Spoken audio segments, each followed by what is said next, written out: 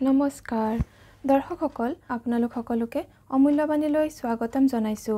আজিৰ ভিডিঅ'টোৰ বিষয় হৈছে ঘৰৰ পৰা সকলো সমস্যা দূৰ কৰিব পৰা দুটা সকলোতকৈ শক্তিশালী আৰু সকলোতকৈ সহজ উপায় আজি আপোনালোকক জনাবলৈ লৈছো। প্ৰথম উপায়টো হৈছে যেতিয়াই আপুনি পানী খায় বা ঘৰৰ সদস্যসকলে যেতিয়াই পানী খায় তেতিয়াই ঘৰৰ পৰা যি সমস্যা দূৰ হোৱাটো বিচাৰে সেই সমস্যাবোৰ কৈ ল'ব। যেনে আপোনাৰ ঘৰৰ পৰা যদি আৰ্থিক সমস্যা দূৰ কৰিব বিচাৰে তেনেহলে ক'ব যে মোৰ ঘৰৰ পৰা সকলো ধৰণৰ আৰ্থিক সমস্যা দূৰ হৈছে বা টকা পইচাৰ সমস্যা মোৰ ঘৰৰ পৰা আঁতৰি গৈছে। এইদৰে যি সমস্যা আছে সকলোবোৰ কৈ আপুনি পানী খাব। এইদৰে যদি কৰে তেনেহলে শীঘ্ৰেই ঘৰৰ পৰা সকলো ধৰণৰ সমস্যা আঁতৰি যায়।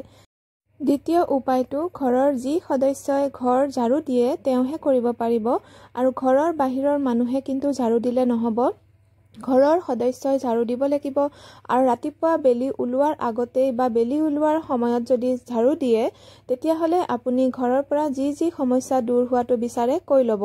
যেনে টকা পইচাৰ সমস্যা দূৰ হৈ গৈছে, যিকোনো ধৰণৰ কাজিয়া অশান্তি দূৰ হৈ গৈছে বা যি সমস্যা আছে সেইবোৰ আপুনি ক'ব, বৰ্তমান কালত ক'ব যে দূৰ হৈছে বুলি। আৰু তাৰ পিছত আপুনি ঝাৰু দি ভাবিব যে আপুনি ঘৰৰ পৰা সেই বেয়া সমস্যাবোৰ সব আঁতৰাই পঠাইছে।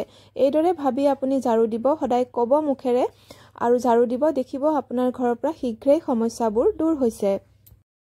দৰ্শকসকল আজিৰ ভিডিঅ'ৰ ইমানতে সামৰণি মাৰিছো। ধন্যবাদ।